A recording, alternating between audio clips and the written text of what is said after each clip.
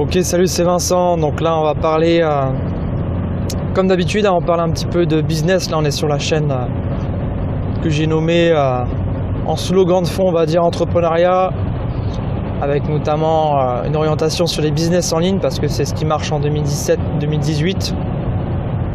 Aujourd'hui, on est capable de faire des choses extraordinaires avec le business en ligne. Sans oublier, quand j'entends business, j'entends aussi développement personnel. Parce qu'on n'est pas là que pour vendre quelque chose, on est là aussi pour aimer le faire.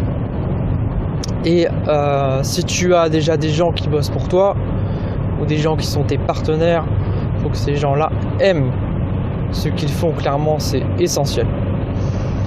Donc là, je suis sur la route, je suis en train de doubler quelqu'un. Donc clairement, je te parle d'un petit fait tout simple, mais c'est dans les choses simples en fin de compte qu'on est capable de tirer le meilleur. Alors j'ai été dans un marché de Noël cet été. Là on est en pleine période de Noël, clairement. Et j'étais dans une petite zone dans l'est de la France, à Metz précisément, pour les marchés de Noël si tu connais. Et en fait, il y avait plusieurs stands avec en moyenne 4 à 5 personnes, 4 à 5 prospects ou clients par stand, d'accord ? Tu as même certains chalets où il n'y avait personne. Donc les gens déambulent, se baladent, etc. Et là, j'étais avec ma famille. On arrive sur un stand, donc en fait un chalet clairement, où il y avait plus d'une trentaine de personnes. Donc qu'est-ce qui se passe dans ces cas-là ? Obligatoirement tu t'arrêtes. Non pas parce que tu as vu le produit, parce que tu n'as même pas eu le temps de le voir vu qu'il y a tout le monde qui est devant, mais parce que tu as ce principe de preuve sociale entre guillemets. Tu as vu qu'il y avait une trentaine de personnes en fait devant, donc automatiquement tu t'arrêtes pour voir ce qui se passe. Et ça crée en fait un effet, une sorte de cercle vertueux. C'est-à-dire que nous-mêmes, avec ma famille, on s'est arrêté. Donc ça a ramené des gens devant le chalet. D'accord, devant le stand où la personne vendait ses produits. Donc en fait ils étaient 3. Et quand on s'est arrêté, les autres personnes derrière se sont arrêtées aussi, etc. etc. Et ça crée un effet de preuve sociale sur ce chalet. D'accord ? Pourquoi ? Et ben en fait on s'est avancé. Et en fait la personne, elle vendait des choses qui n'étaient pas extraordinaires. Hein. C'était, si on peut dire ça un peu grossièrement, c'est du déjà vu. Sans vouloir rabaisser le produit, loin de là, mais c'était des bougies parfumées, qui venaient d'Espagne. Donc c'est sympa, mais en soi, quand tu es sur un marché de Noël, si tu veux, il y a des choses qui sont plus extraordinaires que ça. Et en fait, quand tu arrives vers le stand, la personne te dit même pas bonjour. Première chose qu'elle fait, si elle te voit, elle te lâche pas et elle se lance dans une explication de son produit, avec une petite explication comme quoi ça vient en fait d'un produit espagnol, barcelonais.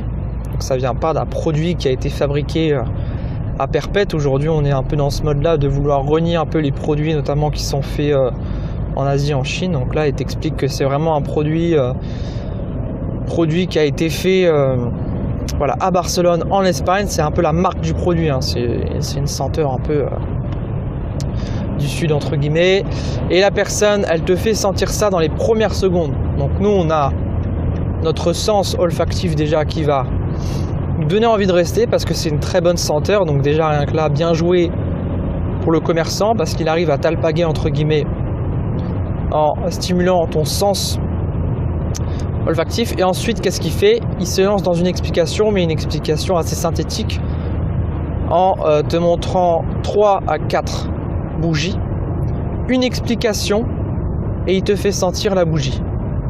D'accord ? Ensuite, s'il voit que tu réponds pas ou que t'es pas encore totalement alpagué, que tu veux pas acheter le produit, il arrive sur une autre bougie. D'accord ? Et il te la fait sentir de nouveau. Donc toi automatiquement, quand on te fait sentir quelque chose de bon, tu as envie de sentir. Donc tu restes encore quelques secondes de plus.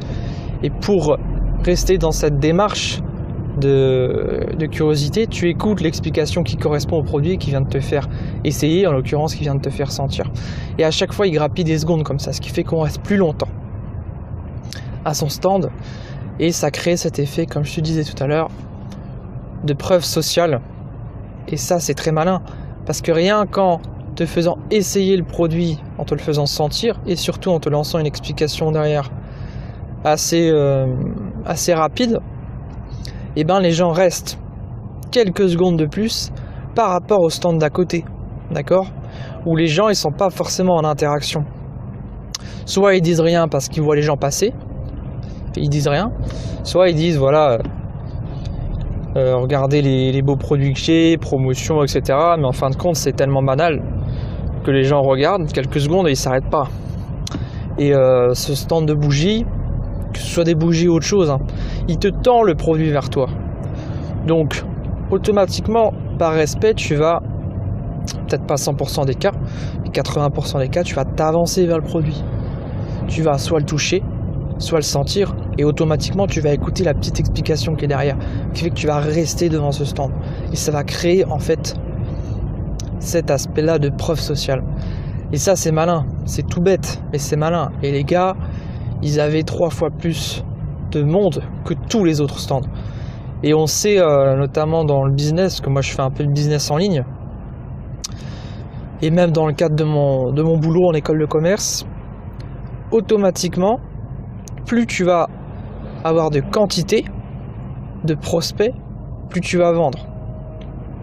Nous on fait, moi dans mon business, je fais de l'emailing, donc ça c'est vachement important, je t'en parlerai dans une autre vidéo. Et même dans le cadre de mon boulot, on fait notamment des appels téléphoniques de prospection. Il y a des statistiques qui ont été faites, notamment par des gens qui ont plus de 20 ans de carrière dans la prospection et dans le business. Ça, c'est quelque chose qui marche aussi bien en business en ligne qu'en business physique. Plus tu vas prospecter, plus tu vas avoir évidemment de clients, ce qui fait que sur, par exemple, 100 appels téléphoniques, tu vas avoir un taux de transformation. C'est-à-dire le rapport entre le nombre de clients appelés et le nombre de clients qui vont signer, tu vas avoir un rapport à peu près de 5 à 10%, c'est très faible. Donc forcément, si tu fais 10 appels de prospection, tu auras que dalle, franchement, tu auras à peine une personne ou deux. Par contre, si tu en fais 100, tu n'en auras peut-être pas beaucoup plus, d'accord? Mais automatiquement, tu vas augmenter ce taux de transformation-là, et c'est la même chose, ils ont compris ça dans leur petit chalet. Ils ramènent du monde en plus, d'accord? Donc forcément, ils augmentent la visibilité. Et en augmentant la visibilité, c'est là qu'ils font un taux de transformation supérieur à leurs concurrents. Et tout ça, c'est un cercle vertueux. Donc ça, c'est important de regarder un petit peu quand tu te balades. Pas toujours être dans l'optique business, comment faire de l'argent, comment développer mes idées. Mais quand tu te balades, tu peux un petit peu regarder, même dans les magasins. Regarde la façon dont ils ont fait leur vitrine. Regarde la façon dont le vendeur s'adresse à ses clients. Est-ce qu'il attend un petit peu? Est-ce qu'il t'observe? Est-ce qu'il te laisse faire ton achat, pardon? Ou est-ce que dès le début, il est derrière toi? Et comment il te parle? Quelle phrase il va te sortir pour que tu aies envie d'acheter? Comment ils vont présenter les rayons? Il y a certains magasins où c'est très atypique et ils vont pas suivre forcément un modèle standard de communication. Ça, je l'ai vu aussi en cours.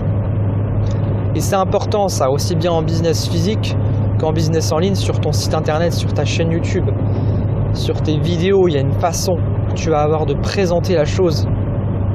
Tout est une question de détail, qui fait que le client va rester plus longtemps.